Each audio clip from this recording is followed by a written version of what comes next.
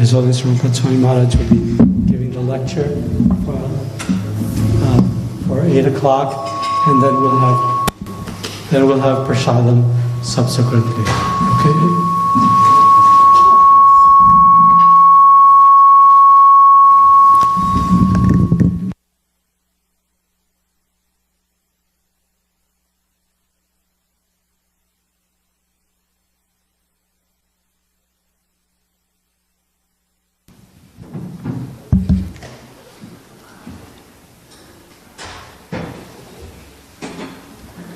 Jaya Radha Madhava Kunja Bihari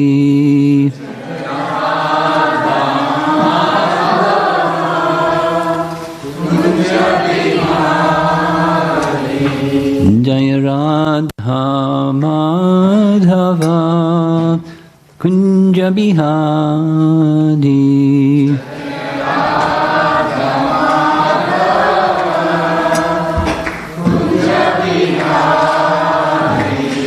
Gopi Jana Vallabha Girivardhari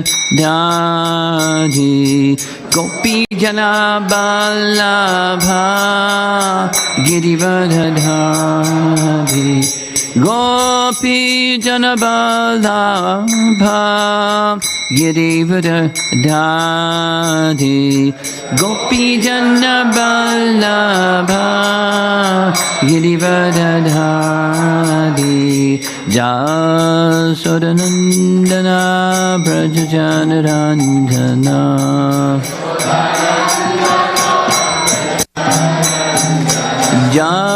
Jasodanandana Brajajanaranjana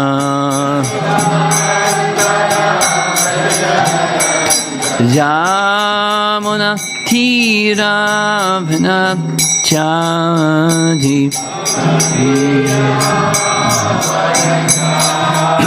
Jamuna Tiravana Chadi Jaya Radha Madhava Kunja Bihari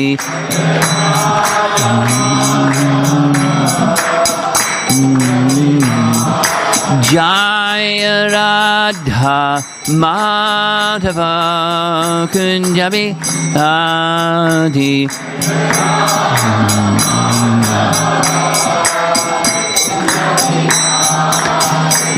Gopi Jana Vallabha Girivardhari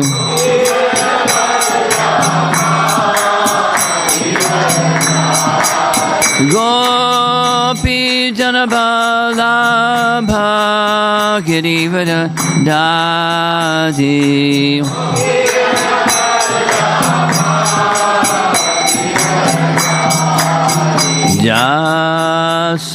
Jasodanandana Brajajanaranjana Jasodanandana Brajajanaranjana Jamuna Tiravana Chadi Jamuna Tiravana Chadi Jaya Radha Madhava Kunja Bihari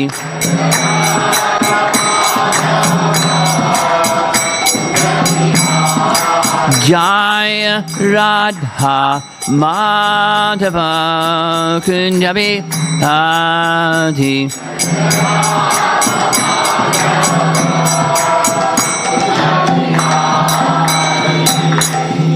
Jaya Vishnupad Paramahansa Parivajagacharya Astatarasata C.C. Madha's Divine Grace A.C. Bhaktivedanta Swami Srila Prabhupada Ki Ananta Koti Vaishnavrinda Ki Grantaraj Srimad Bhagavatam Ki Gaur Premanandi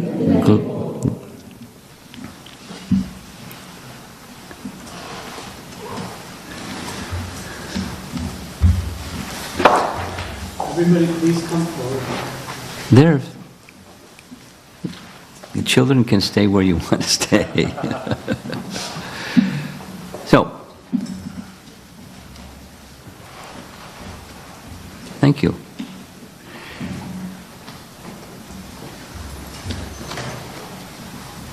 Those of you that are from the Portland Temple, a little comment.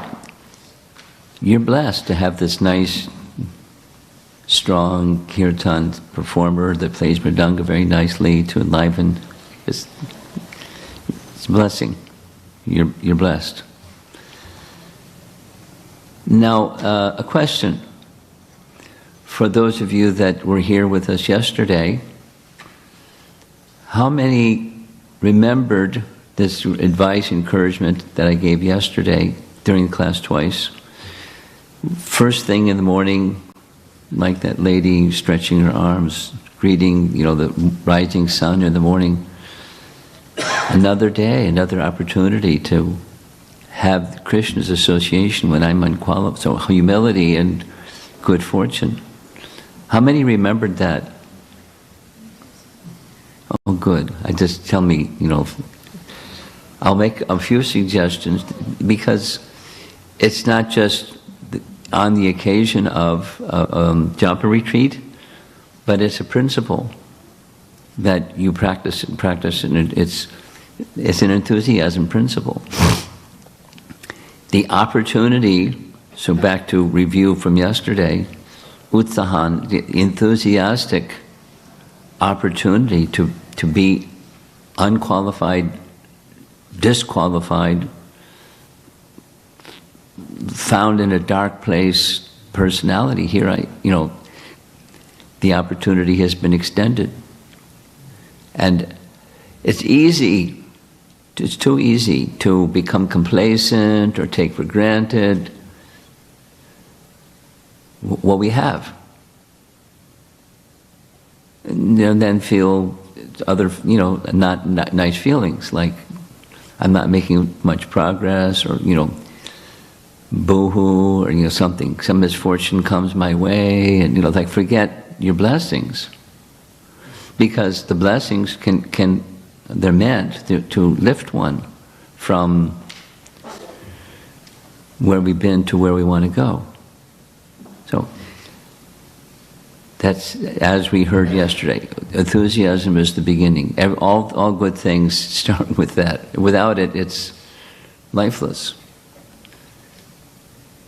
And then in sequence. So this is the topic this morning.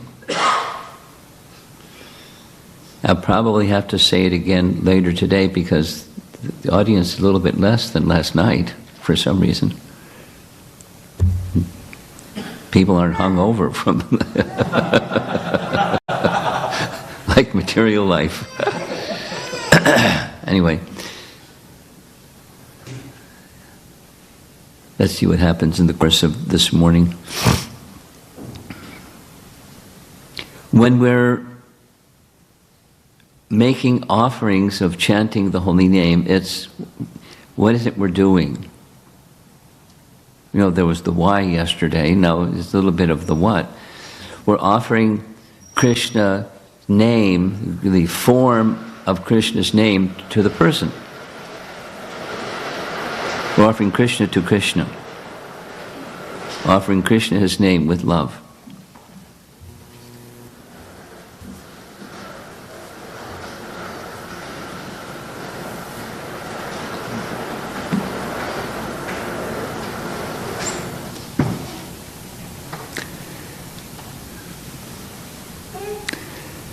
Very nice pujari. Another blessing for those of you that reside here. Very nice qualities, this nice pujari. So, nice kirtan, nice this, nice that. So, you're blessed. With enthusiasm, so that this is a Japa retreat, so with enthusiasm focused on the holy name, offering Krishna his name. Now, what can you offer to Krishna? Because name something, and whatever that something is, it's Krishna's. Prabhupada, There's two things. There's Krishna and there's Krishnas. And there's not a third thing. There's no such thing as void in the creation of God, Prabhupada. No such thing. Void means nothing. There's Krishna and there's Krishnas, and there's not a third thing. So when we're offering Krishna to Krishna, it's nice. What's our eligibility? And by that making of that offering with love from the heart, Krishna smiles. It's pretty, if you're present, that's what happens. Now supposing you're absent. The mouth is going and consciousness is who knows where, somewhere. Not. Supposing you're having conversation with somebody and you're, looking out the window or texting on your phone or having a conversation, you're distracted.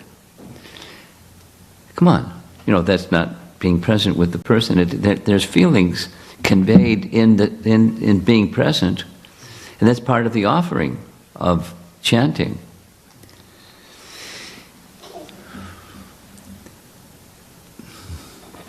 There's a very nice devotee. There's many nice devotees. There's one very nice devotee, a teenager, in the Naperville Center, and he really liked kirtan. And from time to time, not too many times, but from time to time, he will send me one of his favorite kirtans. And in the last 2 times he sent was Madhava. Now, all of you may not be kirtan fans, but those of you that are, you certainly know his name, Madhava. And the last one that was sent was from Radha Dash Mellows. Radha Dash is a place, a temple, and they have a kirtan festival every year, and he's one of the kirtan singers. So there's this recording, a YouTube recording, and I've listened to it like maybe 10 times. The whole thing, all from beginning to end, because he's not the virtuoso. There are devotees that have voices that are angelic and charming and mystical, etc., etc. And he has a nice voice, but for me at least, that's not the attraction. It's the feeling that I have a sense that he has a connection with the holy name. And those of you that have heard his recordings, when it comes to the response, he sings, and he starts slowly, meditatively, and then when it's the response, it's, in intervals, he'll say, from the heart. Yes? And in a deep voice, because his voice is not spectacular, but it's from the heart. And you feel it. I feel it. Anyone can feel it, if I can feel it. So, he's with Krishna through that medium from the heart. The principle, and then there's quality along with the principle. Just like this little example. You can be with somebody and be distracted. You can be with the holy name and be distracted, isn't it? So part of what we want to do in this Japa retreat, certainly this morning session, and then all of this is a preparation for the rest of our life, but it's also particularly a preparation for Saturday's 64 round day.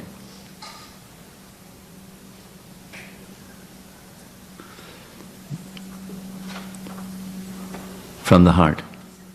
So notice there's a doorway, and what's on the other side of the doorway? Looks like the sky. But there's this nice image of someone doing what sometimes the Hare Krishna devotees do when they are offering the Hare Krishna mantra to Krishna. They do this. Some years ago, we were having Japa retreats in Seattle. I won't mention the name, but there was one Mataji that on 64 round day, I noticed she would sometime just in the middle do like this. So the next day, or that afternoon actually, I was sharing, I asked her, what was that? And she said, when I felt my energy was drifting away from the holy name, it's, Krishna, please pick me up.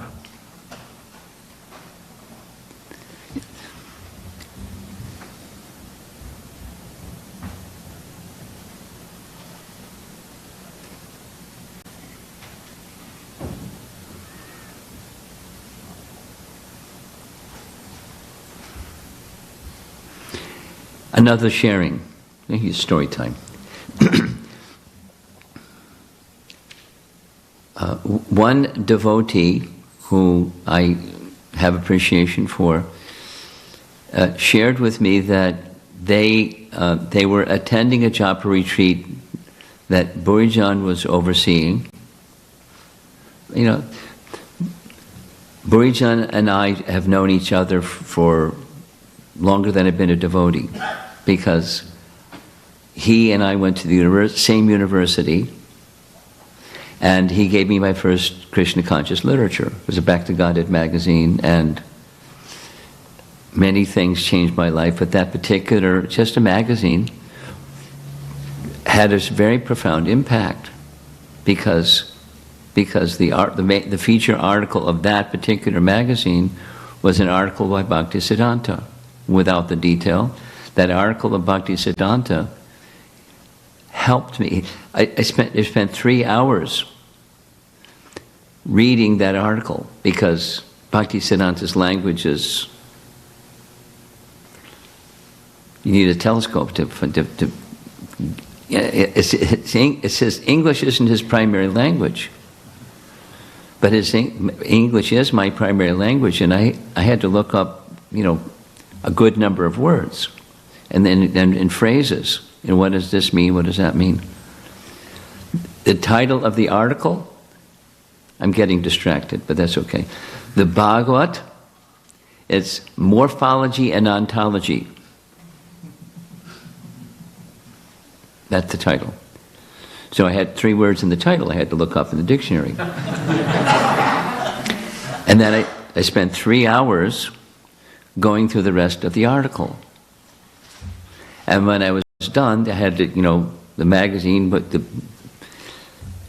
what college kids do when they read a text. They underline and look up stuff and put messages in the margin so you can come back later and review. And 3 hours. And 2 conclusions. 1, I don't understand it. And the second, it carried me to a place of consciousness that I had never been before.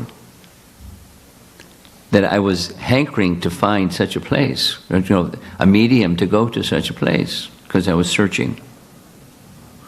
And he helped me dramatically. And since then, I've had, anyone that helps you get started in Krishna consciousness, like Burijan, then you have some affection for that person. What to speak of, there's an ongoing exchange with that person. So Bhaktisiddhanta has been one of my heroes. And so this position of reaching to the holy name, is also one of Bhaktisiddhanta's teachings. It's one of our teachings, but it's our teachings or Bhaktisiddhanta's teachings the same. And it's a nice illustration. The person is reaching to Krishna, calling his name, and over on the left and the right side, their prayer and different moods of bhakti, and then the exaltation, reaching for Krishna. So this, back to the Burijan part, somebody that I have some appreciation for shared with me, they were some time ago attending a Japa retreat with Burijan, and then they raised a question. Like, when you recognize that you got distracted, is there something else you can do besides, ask for Krishna's kindness to help you get back on track like this? Because that's what, you just, without the words, that was the gesture. Krishna, please pick me up. And I really like the answer Burijan gave. And he suggested to this devotee that I know, in addition to making a request, offer a prayer. And the prayer should be, the purpose of the prayer is to open your heart before you make the request. You know, Krishna pick me up. That's a gesture of opening the heart. But then, what the prelude to that is, who is it that you're making this request of? So something that's a eulogy, and a nice example. Hearing that, I'm just sharing. I'm getting off track, but that's okay. Before coming here, I was in Chicago. I was in Naperville. And one of the things that we did in Naperville was cover the prayers of the wives of the Kaliya serpent. Krishna book, or 10th Canto Bhagavatam, chapter 16. The Nagapatnis were the wives of the Kaliya serpent. Yes? Naga Patnis, the wives of the Nagas. So, in the first set of their prayers, they're doing exactly that. Before they made a request, please this and that, they offered prayers of eulogy. Because what their prayer is, Krishna's just trampled their husband's head, smashed his hoods, smashed him, hurt their husband. And they were going to make the request of, please spare him. Because, many demons, he was a demon. He was trying to bite Krishna, kill Krishna, etc. And all where he was before he was Kaliya in the Jamuna River, disturbing the residents of Vrindavan and killing all the fish, he was a bad guy. So don't kill him. But rather than say don't kill and spare him, they are offering prayers. So the first 8 prayers are those kinds of prayers. I'm making the point that this teaching that Burijan gave has its place in our Krishna conscious literature and Krishna conscious lives. So that's kind of what we're doing now. It's from the heart.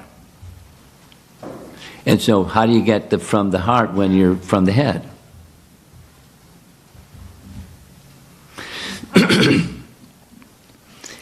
Offer prayers. So it moves you to just thinking in some intellectual way. Intellect has its place. We heard about enthusiasm. It's endeavor with intelligence in Krishna consciousness. But then, in Krishna consciousness, what's the in Krishna consciousness part? So, from the heart, with bhakti, with a real sense of appeal, and it's not just convenience or cosmetic or please, Krishna, the order supplier. But, establishing ourselves in our relationship with Krishna. Re-establishing our relationship with Krishna. And that's from the heart. So there's a qualitative difference. That's my point. So, then there's this prayerful mood. This is what Burijan was saying. In addition to making a request, the please pick me up is this, by physically, this gesture of reaching and acknowledging the person whose name we're trying to say focused on calling with attention and reverence and affection. Who is that person? That's our process. Who is that person? And so the wives of the Kaliya serpent wanted Krishna to pardon their husband, not kill him, and so Krishna did. I mean, he had that intention anyway, But their prayers like solidified it. He then instructed Kali, you go back to where you came from. And where did Kali come from anyways? Anybody have an idea? Fiji. He was a long way from home. But he went all the way, because in Fiji they worship Kali, right? In case you didn't know. Because there's a place where, that's where Garuda was coming to get his meal, and instead, when it was Kalia's turn to make that offering, he ate the offering. He ate what was being offered to Garuda. Garuda was upset. So Garuda started pursuing him. And he ran and ran and ran and ran, and many things happened, and he ended up, without the many things that happened, he ended up in a place where Garuda wouldn't go. The river Jamuna. Because of an event that took place. When a sage was meditating underwater and Garuda came to get a fish in the water, he was cursed by the sage. You come back here and you're dead. So Garuda stayed away. So that's a place that's safe for you to go. Garuda won't come.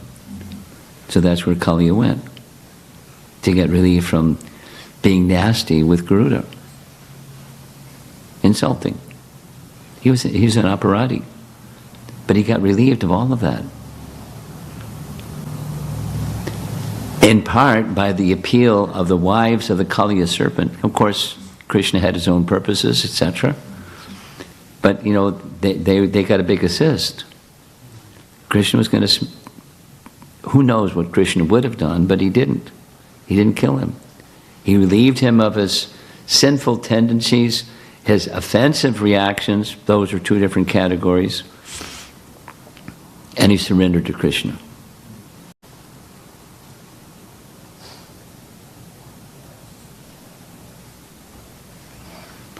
So all of that explanation is just this image. And what we're going to be doing between now and tomorrow, 64 round day. Here's a little, I hope the system works. I'm going to do a sound check. This is a recording of Srila Prabhupada speaking about chanting every name with love. Let's see what happens. Simply, if you are engaged in Krishna's business, Preeti Purvam, with love, not acting, get the beauty chanting of Hare Krishna, not that. With Preeti, with love, chant every name, Hare Krishna, and here is Krishna, here is Radha, that kind of chant, quality. Not Hare Krishna, not that.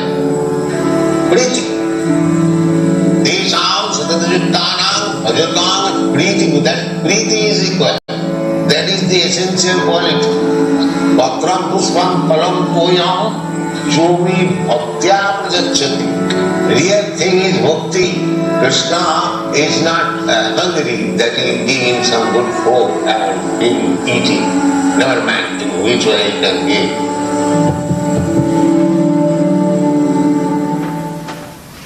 It's a relationship. When we are making offering, Krishna's not hungry. You know, in case you don't know, when Krishna came to make a peace settlement at Hastinapur, he came, there's two occasions, but one time when he came, there was a royal reception, and Duryodhana wanted to flatter and butter up Krishna, and he was offering, please have a meal with me, a royal meal. And Krishna's reply, it's important, Krishna's reply, there are two circumstances one may eat when you're hungry. I'm not hungry, thank you. Second, you may eat anyway, even if you're not hungry, if there's love. And then you may eat, but here there's no love. Because you're inviting me for a meal, but you have such animosity towards Arjuna and Bhima and the other Pandavas. Your disdain for them is disdain for me. I'm going to go where there's love. And you know where he went. Vidura's home. And you know what happened when he got there. So, and she ate banana peels. Because she was so, like, wound up, enthusiastic. She was an Utsahan lady. Vidura's wife. And when Vidura came back, he heard from his wife what happened, and he understood, you fed him banana peels? And, he was scolding her. And Krishna checked him and said, no, it was the best bananas I've ever had. Because of love. And same, chanting, Krishna doesn't need our chanting. We need our chanting, but we need our chanting. So this is the from the heart message. From the heart. From the heart. So our topic is chanting from the heart. So there's some nice graphics here. Sometimes we act from the mind. You saw this similar graphic yesterday evening. Or sometimes from the head and sometimes from the heart.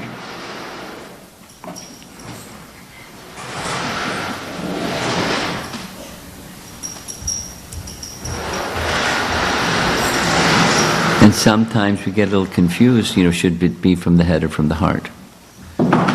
So that just, acting, endeavor is endeavor with intelligence, guided by intelligence. So we use the head and the mind, but guided by the heart.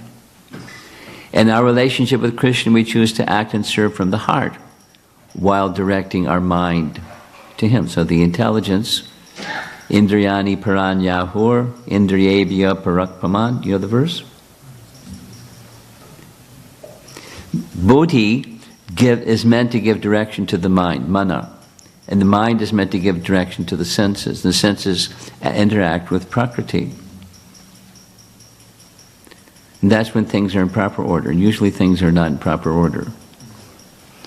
The mind is on top, and everything else is below the mind. And we go for a ride. It's called material life. Chasing after happiness that never happens. Material life.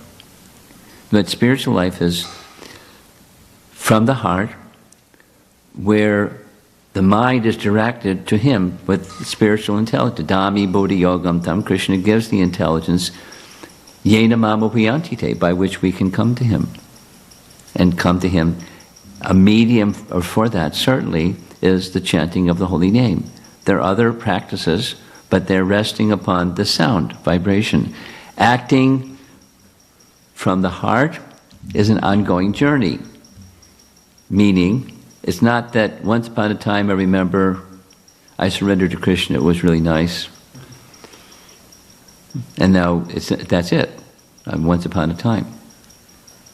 So it's an ongoing journey. That's the message. And then in the ongoing journey, we're not solo. There's Krishna. We may not see him, but Krishna is seeing us, and he'll help us. The journey is the process of bhakti, continuous devotional service to Krishna. So here's a nice verse from Bhakti Rasamrita Sindhu, which we all know. Let's say it together.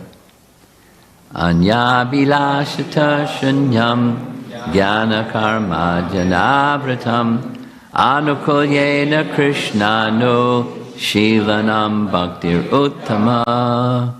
Nice verse. And this is a classic definition of what bhakti is. There are two. Sarva upadi vinir muktam tat paratvena nirmalam. You know that one. Another bhakti.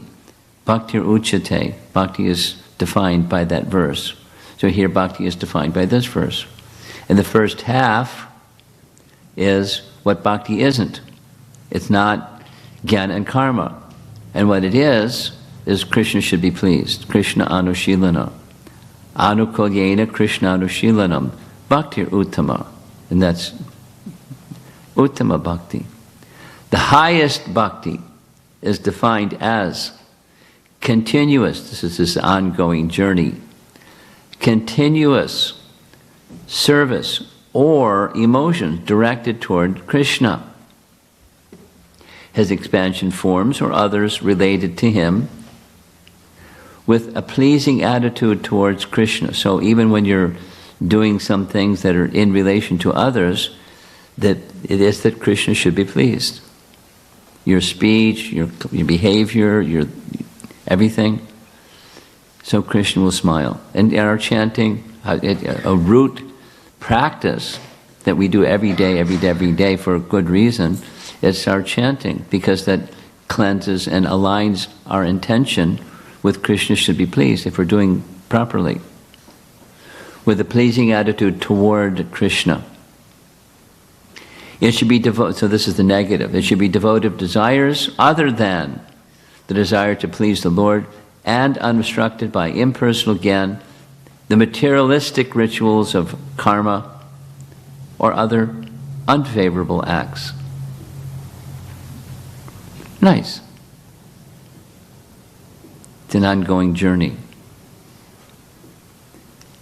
Then, to chant and serve from the heart, what does that mean? We need to align our consciousness with the heart of bhakti. So it sounds like word jugglery. What's the heart of bhakti? Little nice question. What's the heart of bhakti? So here's a little nice graphic. On the outer heart, that's the processes of bhakti. That's what bhakti is. There's 9 processes. All of them are in the category of bhakti. And then in addition, there's the object of bhakti, or the object of our service. There's the subject, that's me, and then there's the object, that's Krishna. And then that's not yet fully at the heart. At the heart is an intention. Sankalpa. The intention that Krishna should be pleased. And when we're engaging in our activities in that mood, that's the heart of bhakti. Whatever interpersonal, internal, social, occupational, and you name it, any activity that we do, any speech that we speak, any thoughts that Krishna should be pleased. And we're not there yet because we need purification. But that's what the heart of bhakti is. So here's the same image again, the heart of bhakti. This is the key. At the heart of bhakti is careful chanting. Let's do that again. Supposing I'm a new person and I'm coming into the association of devotees, and I want to know, like, what's the first step, please? Well, chant. And then chant, and then quality, carefully chant. And when when that has entered the heart, not sometimes, but the ongoing journey of carefully chanting through a whole journey of, like, Saturday. It's a journey, 64 rounds. How many here have chanted 64 rounds before? A few of us. For those that have, it's a journey. Those that haven't, it looks like, very formidable.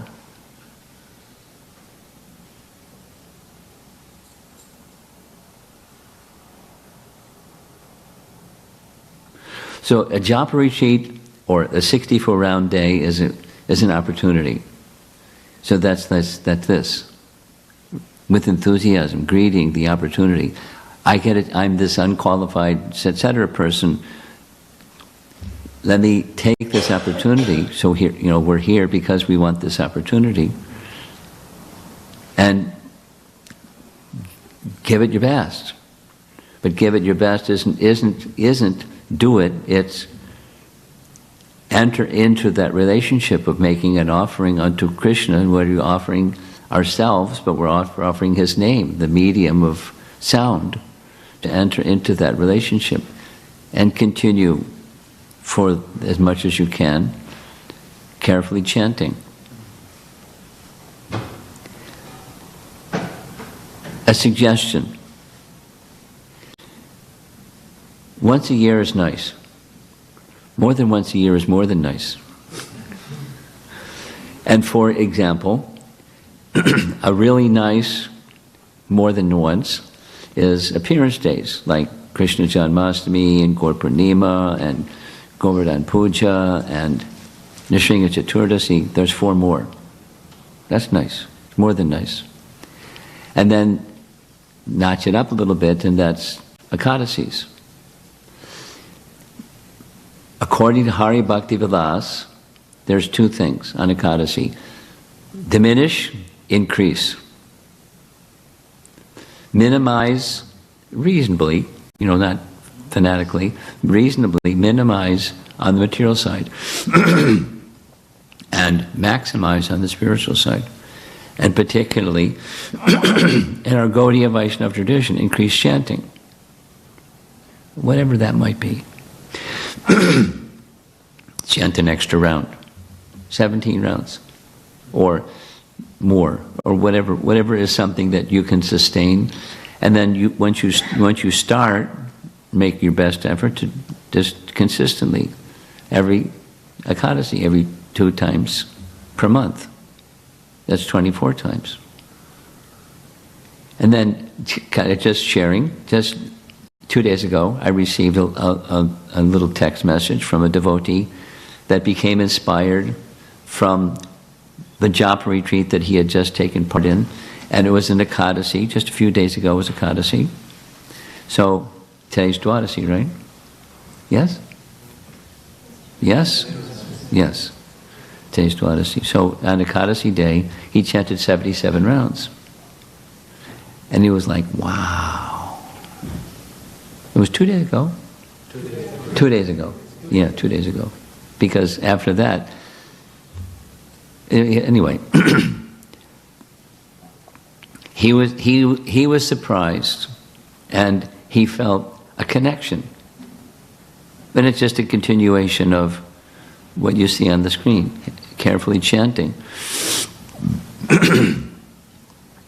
Once we reawaken our inherent intention to please Krishna,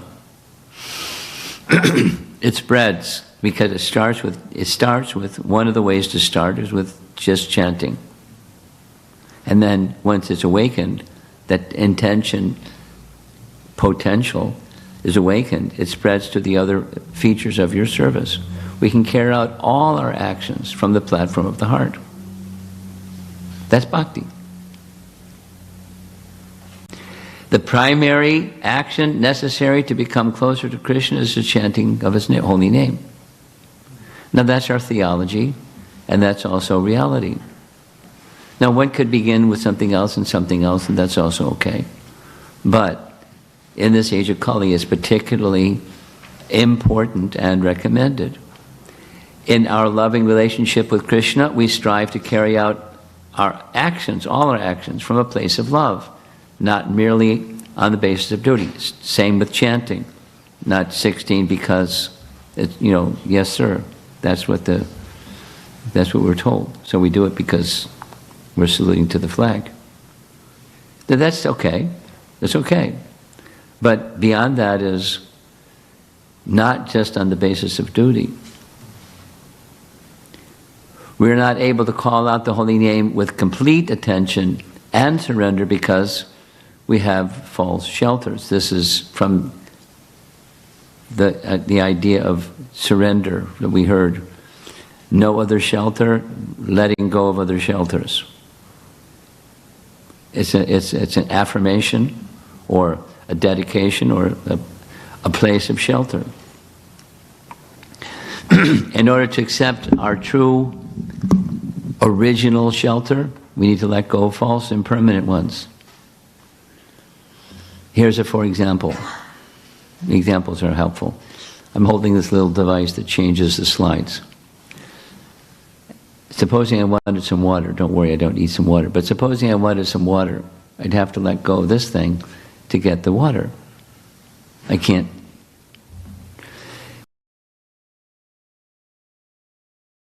Take shelter of something better. And then some stuff we easily let go of, and then there's some stuff we don't easily let go of. They're meaningful to us. We find some sense of contentment and happiness and all those nice fuzzy things, because but that's very dear to me. But there's a stage where we let go.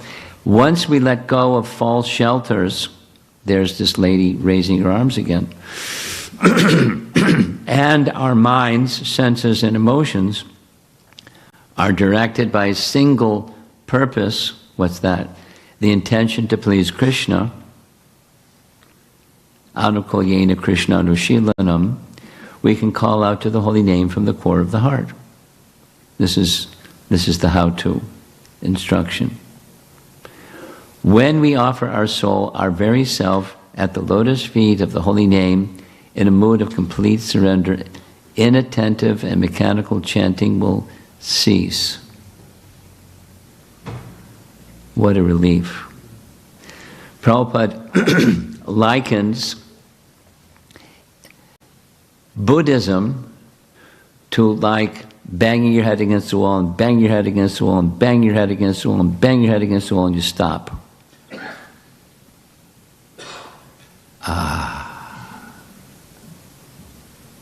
Relief.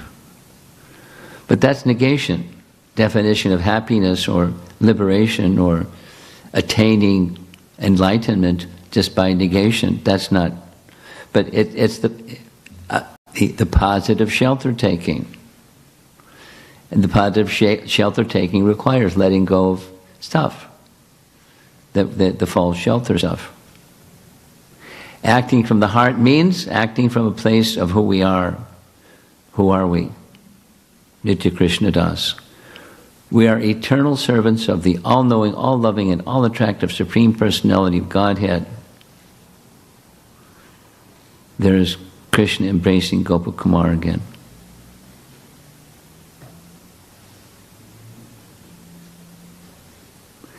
You can tell I like that image. You've seen it many times already. It's just the second class.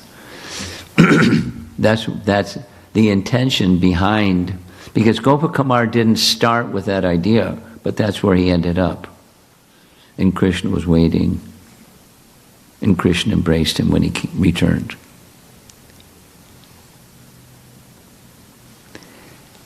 Now this is a male calling, same, lifting his arms. With a prayerful attitude, try to call upon Krishna from the core of your heart. For example, my dear Krishna, I am your eternal servant. Allow me to serve you by chanting your holy name. So there's many services. Sometimes during our chanting, my experience is, I get thoughts come into my mind about some service. And attention has a tendency to drift from the name to the service. Like, it's still Krishna, in the field of Krishna activities, Krishna-centered activity. But when you're chanting, mindful chanting, present with Krishna chanting. Just like, same conversation with somebody, and you're thinking about something that is waiting for you to be done. You can feel it. A little sharing.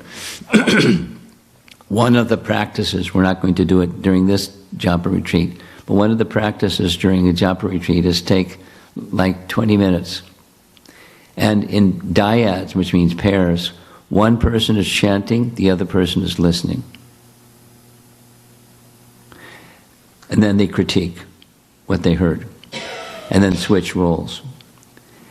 Guaranteed. Always, always, always. When somebody starts to drift, you hear it. And when they're not drifting, you hear it. That's just in chanting. So ultimately, it's our relationship with Krishna.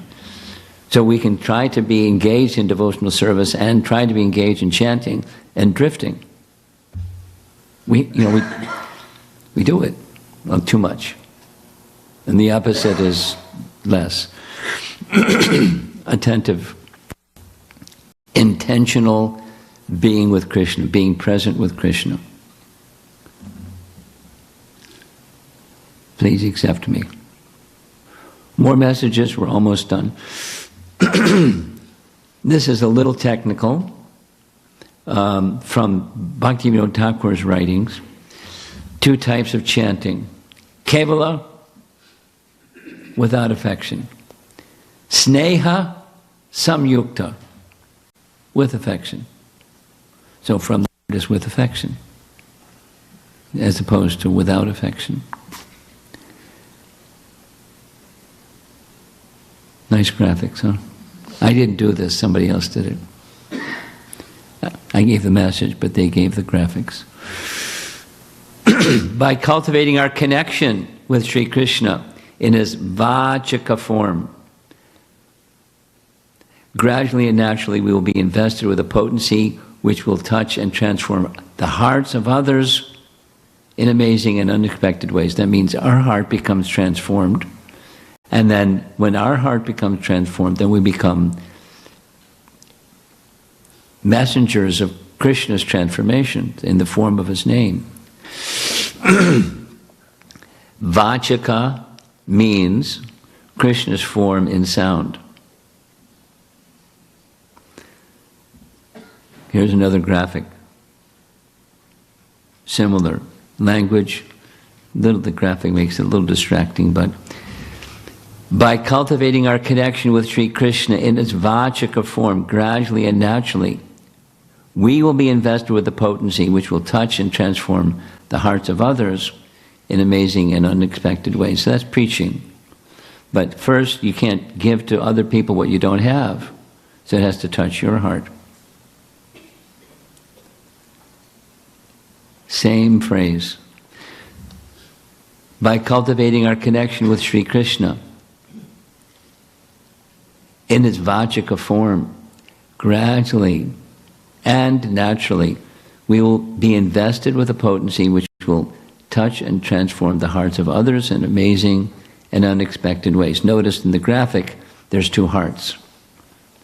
And there's super soul within those 2 hearts. Of course, there's an individual soul as well as super soul. And that's what is described as a soul-to-soul relationship. Like soul brothers. You've heard that phrase, modern phrase. It doesn't really mean anything because people don't know what it means. But it sounds nice. But soul-to-soul relationship is through the via medium of supersoul. And the via medium of supersoul is made possible through the medium of the holy name. Like, you have $1 million and it takes care of your $100 problems. And your $10 problems and your other problems. So it's $1 million solution, or the connection with Krishna's solution, particularly for this age. Sarve Sukhino Bhavantu. When one Vyasa Puja offering to Prabhupada, I spent a whole offering repeating this phrase because Prabhupada used it in a series of lectures, like not just one lecture, but a series of lectures. This was his intention, that everyone should be happy. Sukha. Sarve Sukhino. Let everyone become happy. And that's what he dedicated his life to. Wow. And was he good at it? Boy, he was good at it. And how did he become good at it? Because he accepted the shelter. He had faith in the holy name.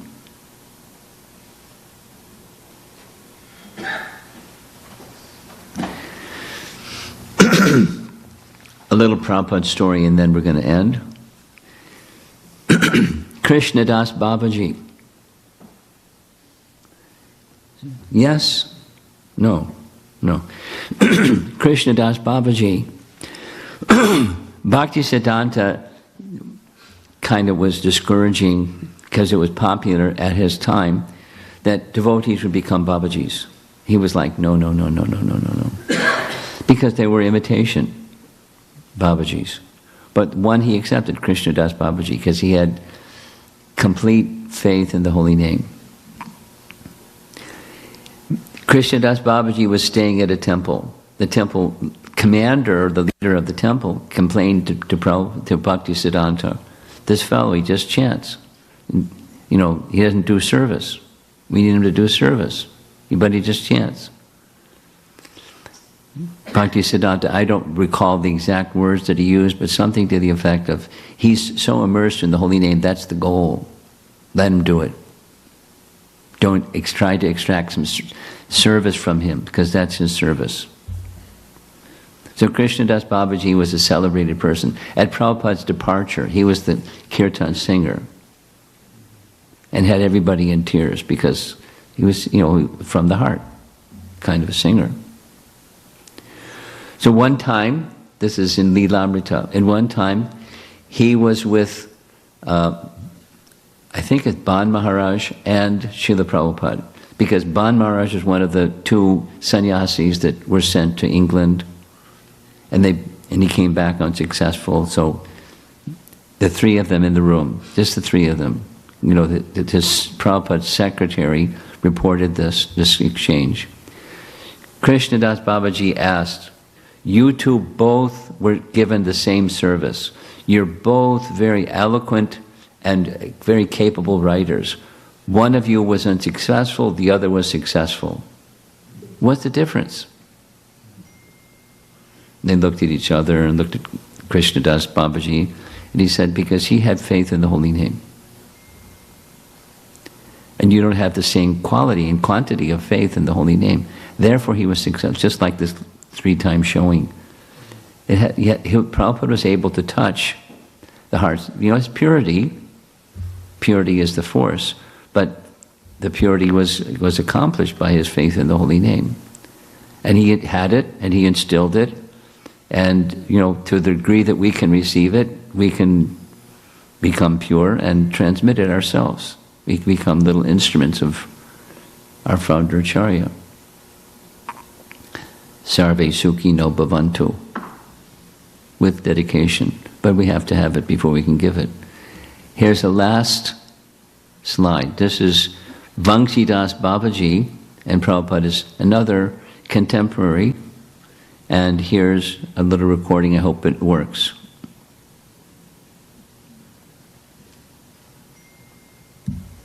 It's not working. Well, there is a Vangsidas Babaji Maharaj. He was talking with his dick.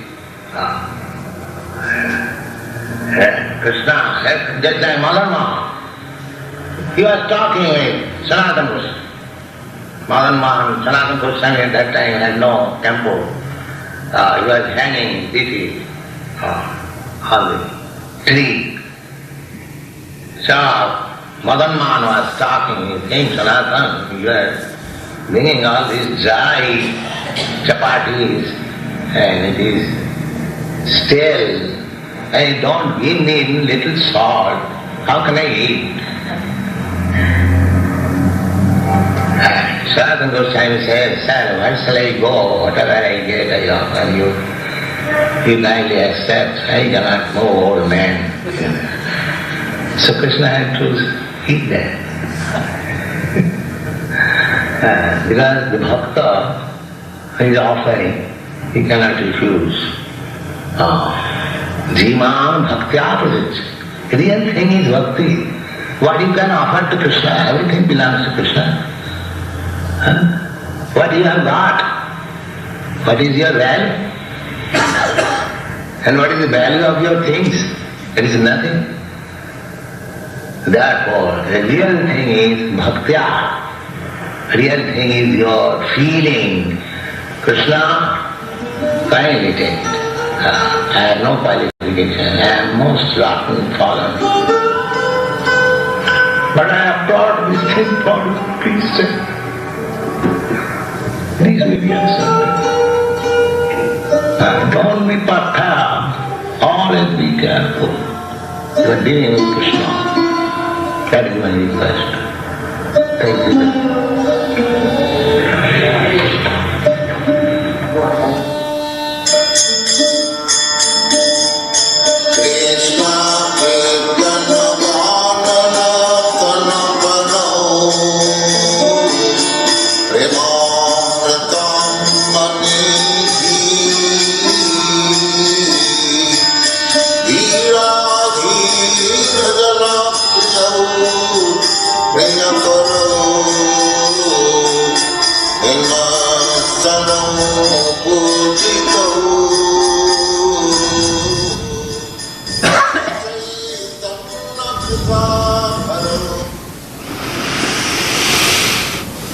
From the heart.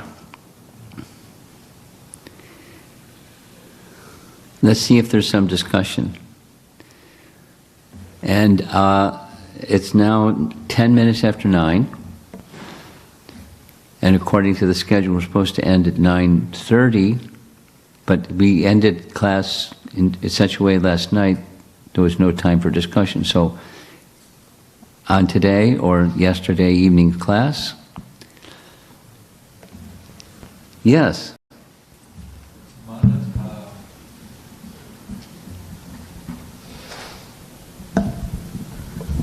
Hare Krishna Maharaj, thank you for the wonderful lectures. So I had a question from yesterday and one from this morning. Okay, fine. So yesterday's one is, you were discussing how to be patient. There was also a word used, complacent. Yes. Where do we draw the line of the propensity of not going into the laziness side of things?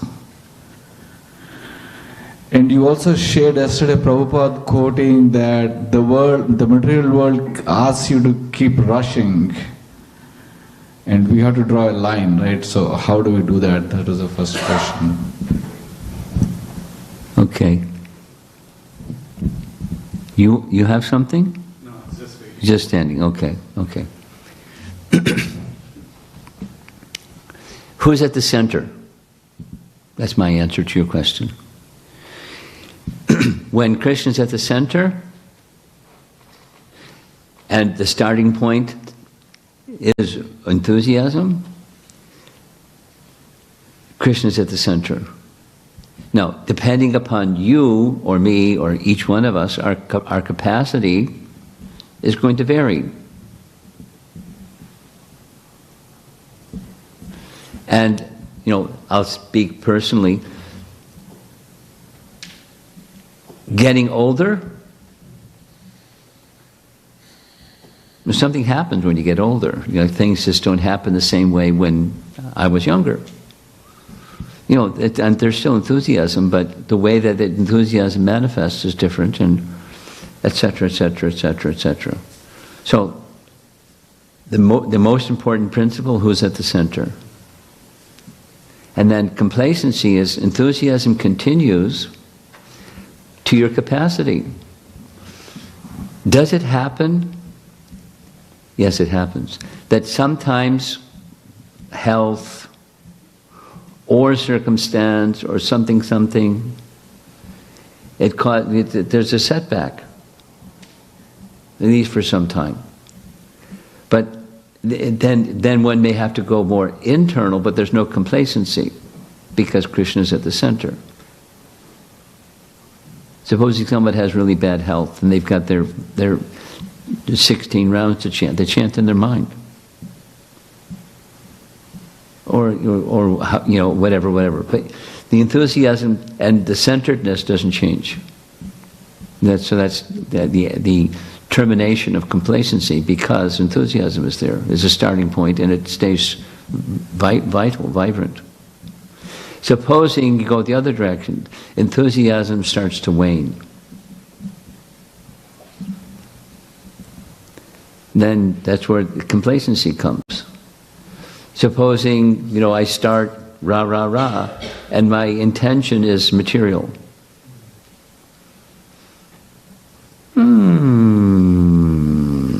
So that's the sine curve of unsteady bhakti. So the obstacle is anarthas. And as anartha and vritti continues, it becomes steady again. Or it continues to be steady. Nishtha, as opposed to unsteady. And the unsteady is, supposing I'm dependent upon X, Y, and Z. And when I'm in that down phase, if the anartha is overwhelming me by one subtle thing, my enthusiasm goes down. So then it's complacency. Supposing my enthusiasm doesn't go down, even there's obstacles and difficulties, and so that's where there's real shelter. And the absence of other false shelters are diminished or gone. So it's the answer to your question: who's at the center? Thank you, Maharaj. And then from this morning you mentioned when we reawaken our intent to please Krishna. So when did we do it before? Mixed. Isn't it? So, I call it the two-pocket program.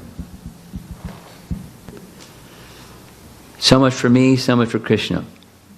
Krishna, Krishna, me, me. Me, me, Krishna, Krishna. That's my mantra. Yes, Krishna's there. But mix is there. So, who's at the center? And gradually, the cultivation of bhakti is to, with feeling, move towards Krishna at the center. From the heart, move towards Krishna at the center. And less of the other. That's this, mention of Anakadasi days, or festival days, or auspicious days, or increase on the spiritual and decrease on the material. Not artificial, not fanatical. There's certainly fanaticism, like that utsaha mayi. I'll tell a little story. Once upon a time, in the Hare Krishna movement, primarily led by Tamal Krishna Maharaj, because he was like a powerful Vaishnava, it was a practice. It became like a standard practice. At least certain devotees, that on Ekadasi days, near Jalakadasi, and then staying up all night, nothing, food or water, all day. And at night, up all night, engaged in kirtan and just reading sections from the Chaitanya Charitamrita, etc. So were the devotees that weren't qualified to do that, but they were imitating. And one day we found a devotee, his name was Padaseva Das.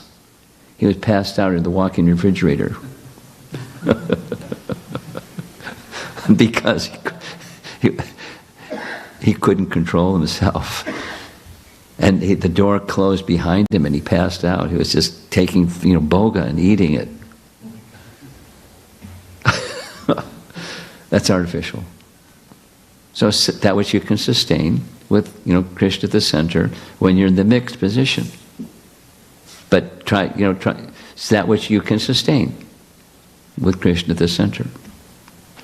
And you move, and you do that for some time, and then you make the next step. That's bhakti. Someone next to you, okay. Where's the microphone? Thank you so very much, Guru Maharaj, for excellent presentations.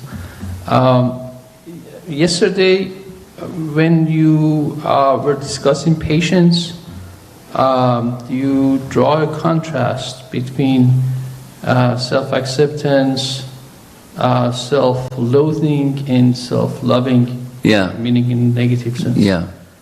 And that sweet spot was self-acceptance. I wanted to request to expand on that. It seems like it's not a gradation. It's not like gray shades, because self-loathing and self-loving can be the two sides of the same coin. Well, there's the yeah but. Like take the Padaseva example. He wasn't qualified to do what other devotees were doing, but he felt inspired by what other devotees were doing, so he was imitating, not qualified.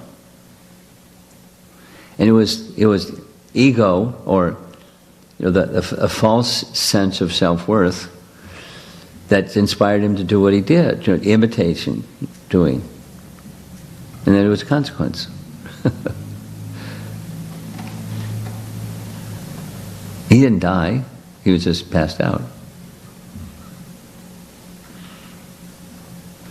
So, self-acceptance, you're saying it's not gradation, but then there's two kinds of self-acceptance, on the material side and on the spiritual side.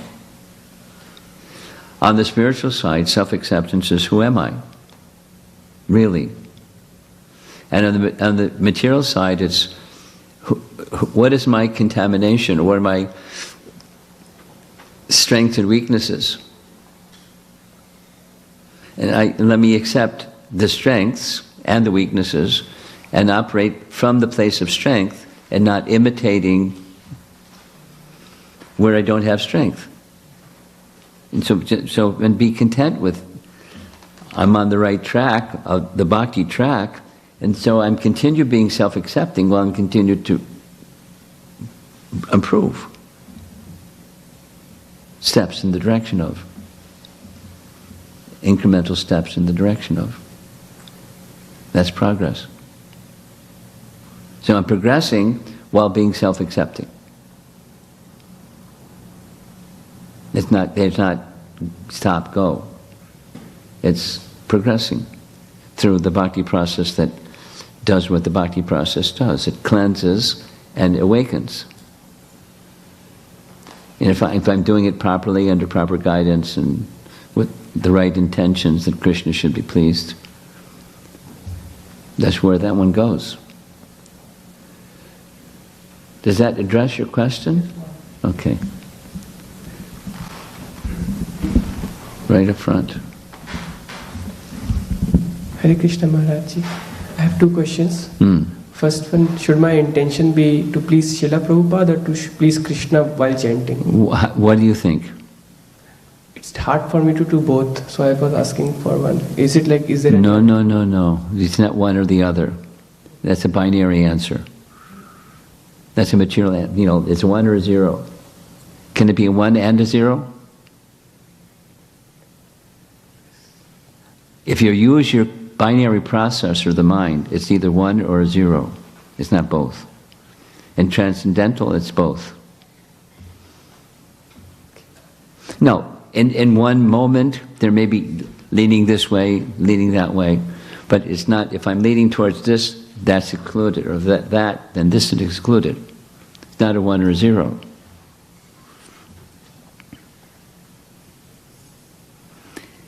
So my love, my devotion, my purpose, the person whom should be pleased, we can take as a litmus test. If the spiritual master is pleased, Krishna is pleased. So with that picture, it's the representative of Krishna is to be pleased. We don't bypass the representative of Krishna to please Krishna. But if they're seen as an integrity or integral non-difference, yasyasti bhaktir bhagavatya kinchana, so or yasya devi para bhaktir tata devi tata guru tasyaiti. So there are scriptural verses that say it's one entity. Or our Mangalarti song. By pleasing the spiritual master, Krishna is pleased. Krishna is not pleased by ignoring the spiritual master. So one can make the argument that it's through the medium of, not directly. So that's first. But then you flip it around and ask Prabhupada, can I be, Krishna conscious without thinking that the representative of Krishna is to be immediate to Krishna? So they're simultaneous, not one or the other. While there may be a stronger leaning in one moment, and then later on stronger leaning in another direction, but they're integral. They're not separable. Thank you, Maharaj. Okay? If my intention is clear, let's say if I want to please Krishna and I start to chant, then I get some hurdles because of the duties, like taking care of the babies. So should I understand them? How should I understand them? Those hurdles. It depends. So one answer to it depends is Krishna has given me this service, or I chose this situation, and therefore this situation has these responsibilities, and these responsibilities are part of my service to Krishna. So I'm not separated from pleasing Krishna by the circumstance. It's just a subset of pleasing Krishna, and based upon choices I made back there somewhere.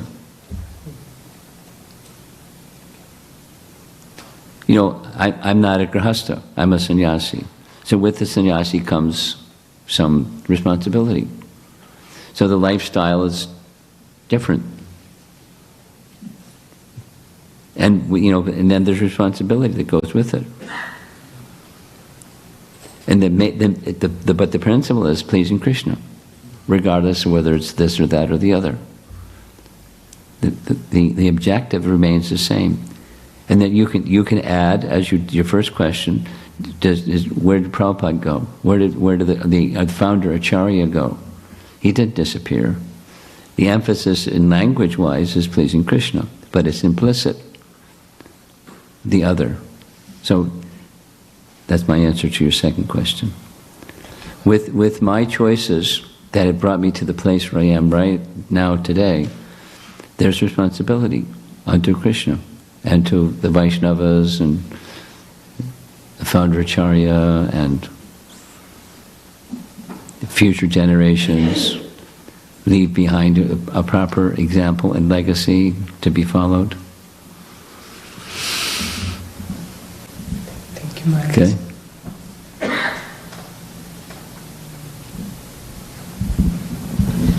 Hare Krishna Maharaj. So my question is around the central theme of today's class, and in a lot of sections it was said that we need to work towards having an affectionate heart, having a pleasing attitude. Yes. Speaking personally, it could appear a theoretical exercise and just like a theoretical word exercise. Right. I was thinking, is there a methodical approach to moving towards the affectionate heart? Is it like I have to think of all the things I'm grateful in my life? Is gratitude a prerequisite to that? Or well, you'll be really busy making a list of things to be grateful to, because there's so many things. So rather than making a list and mentally checking the checklist because I want to make sure I don't leave anybody out or something like that, it's from the heart. It's all-inclusive. So your question specifically, is there something that I should be doing to accomplish the message from this morning, which is from the heart message, and it same as the very first question, who's at the center? Most of us are selfish, and the selfishness that are ruling most of our lives, or a good part of our lives, a good percentage of our lives, is a misconception of self. It's not what real self-interest is. We missed the target. So then you realign that misunderstanding of self. It brings you back to Krishna Bhakti. Krishna's at the center. And I'm his tiny fragmental, and then each one of us are tiny fragmental. I'm not like, it's me and Krishna, see the rest of you guys later. So we're in the social circumstance. So how do I deal with the social circumstance? Krishna at the center. That my interaction, my response to your question and any other speech or conduct, let it be pleasing to Krishna. And how do I know what's pleasing to Krishna?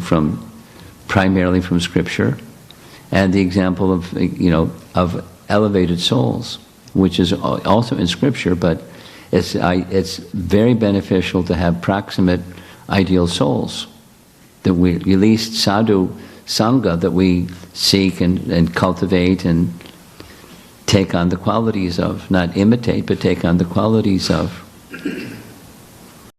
That's our bhakti process. We serve those elevated souls. And by so doing, the heart opens, and those qualities that are theirs are transmitted to us quite naturally. Quite naturally. I mean, that's how Prabhupada did what he did with his followers. He didn't change, and they, by their love for him, they changed, and they up.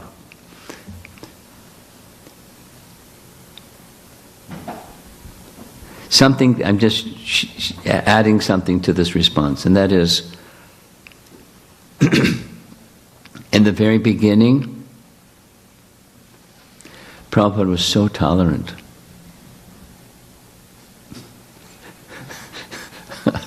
There's examples and examples, and he was so tolerant. Dealing with young people that were totally uncultured and like living like animals. And he was so tolerant. And then he started tightening the screw. When he saw that they had, that bond of affection for him was increasing, he would then sometimes scold and at the same time encourage. Gradually bringing them, and then sometimes it was just because the relationship was such, he could just scold. Like, tap. And the devotee that received that tap on the wrist, they understood. It's a loving exchange. They weren't like, oh.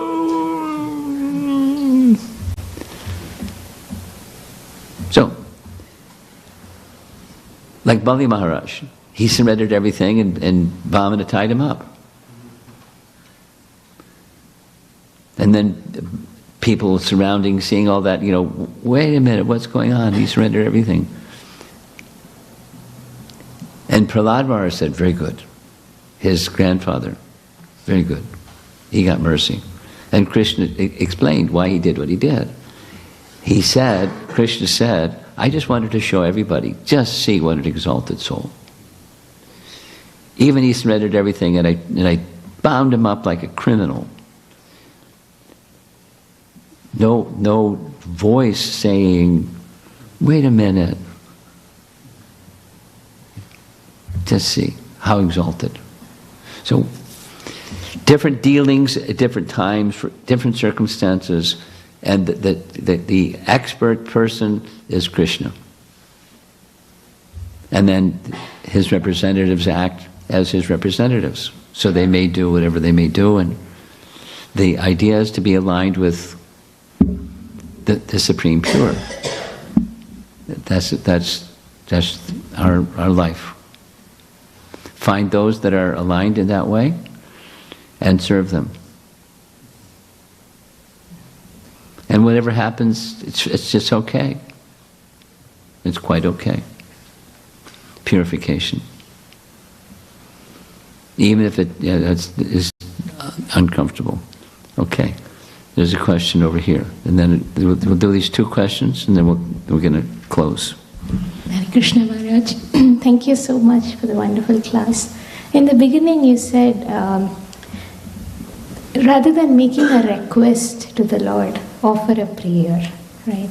Was the emphasis... It's not rather than, but preceding. Preceding, okay. Was the emphasis like rather explicitly asking what you want, just let Bhagavan do what he thinks is best? That's fine too.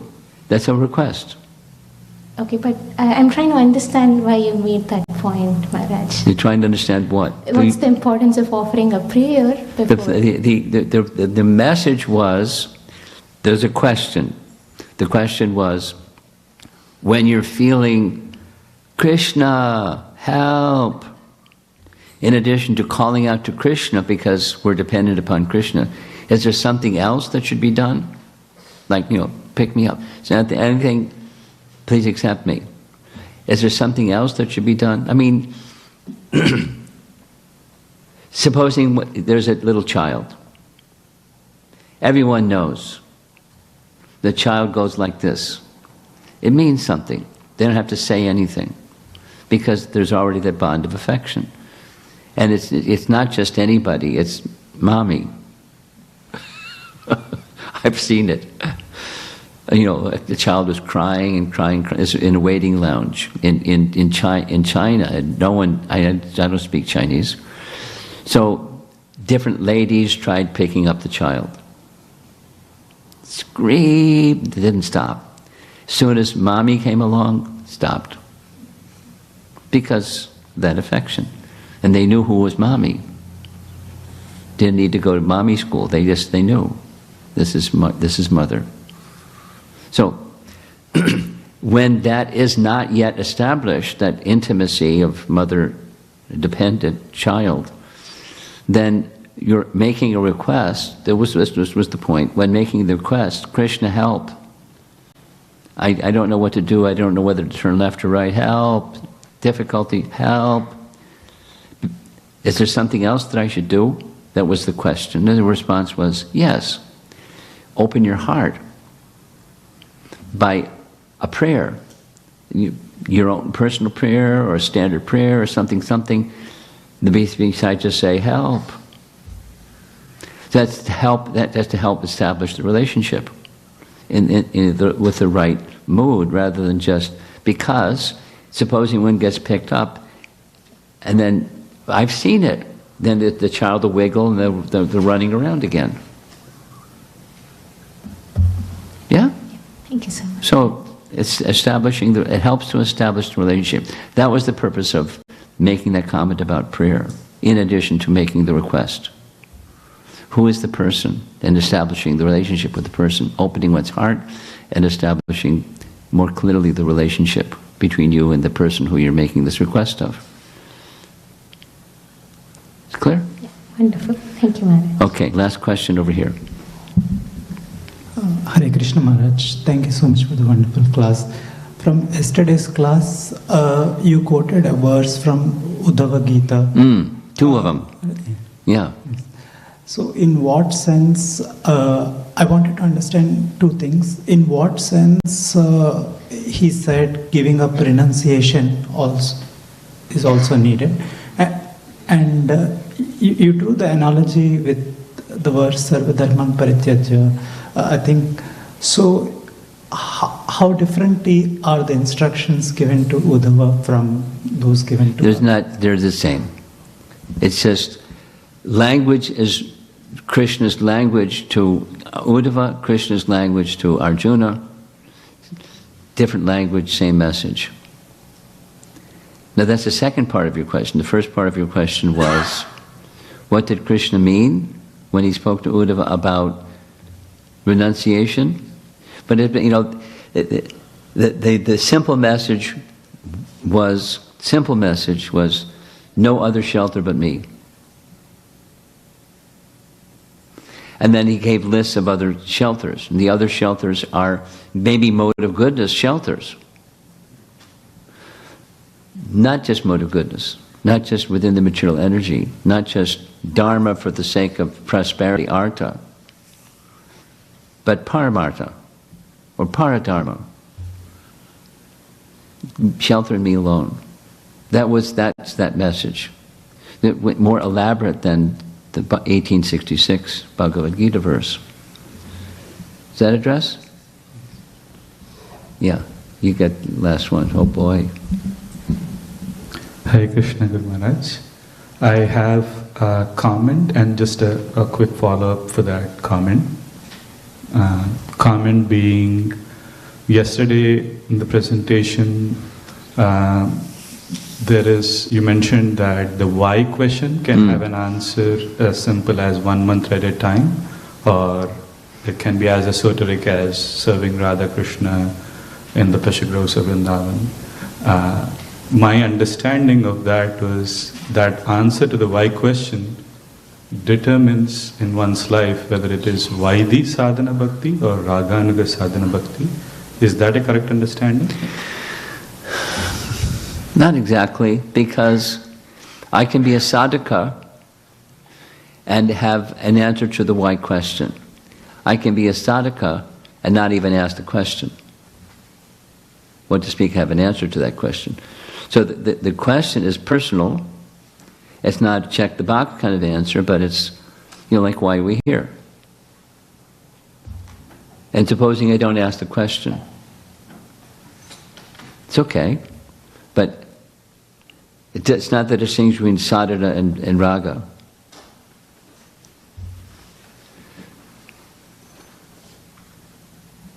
Does that address your question? Yeah, I have the follow-up being, how does one evolve that why? Well, by keep asking. Once upon a time, I was a college kid. And I had an interest in, reality with a capital R, or truth with a capital T, or, I had different ways of describing it in my own language, but it was very, very foggy and not clear. There's a higher reality. I want to know what that higher reality is. And I didn't, know how to define it. I did lots. So, in course of time, the why became more clear. That I can give, with the search having more clarity, then I could describe it with greater clarity, or articulate it with greater. So, same for us presently. The articulation of the why may change, or modify, or evolve, or something like that. It can also regress, but evolve, ideally. And so, it may or may not lead to raga bhakti. When I have a clear focus of, as a sadhaka, that definition, Krishna should be pleased. That's a nice definition. And then there's ideas of what Krishna might be pleased, that are in the sadhana stage and the raga stage. Yes? Okay. Srila Prabhupada ki jai.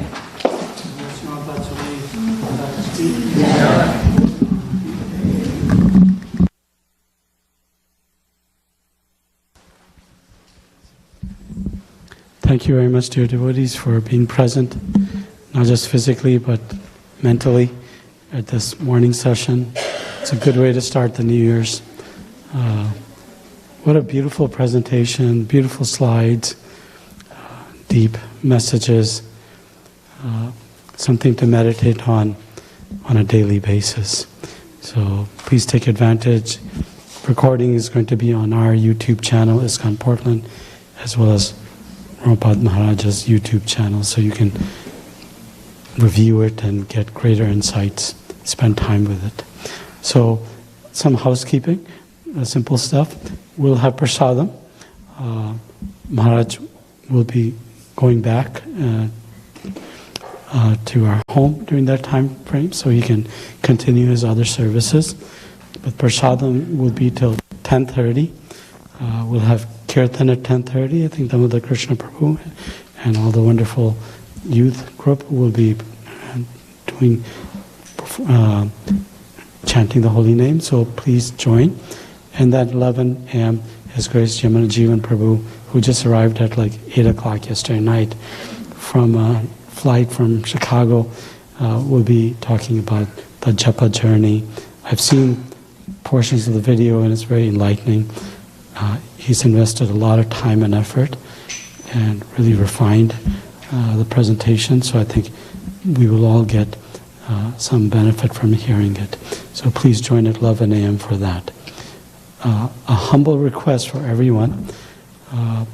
Several devotees are doing cooking. They did cooking yesterday.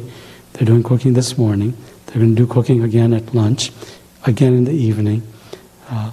Please, we're enough that everyone takes half hour of their precious time and tries to assist, like clean, wash the vessels, so they can also get the benefit of being here and attending Japa retreat.